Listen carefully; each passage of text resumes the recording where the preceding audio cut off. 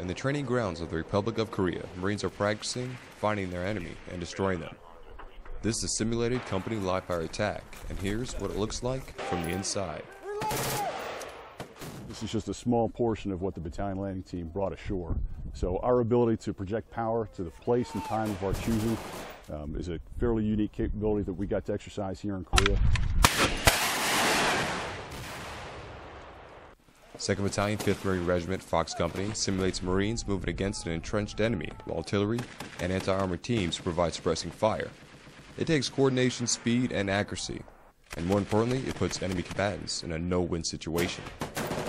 What we're trying to do here is to put the enemy in a dilemma. So he can't move because he's under the suppressive fire of the machine guns and the other weapon systems.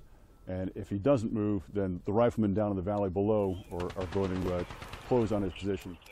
2-5 is from California, and they're in Korea as part of Sun-Young 2014, a joint training exercise that pools the resources of the ROK and U.S. Marine Corps. Marine Corporal Eric Waddell, Pohang, Republic of Korea.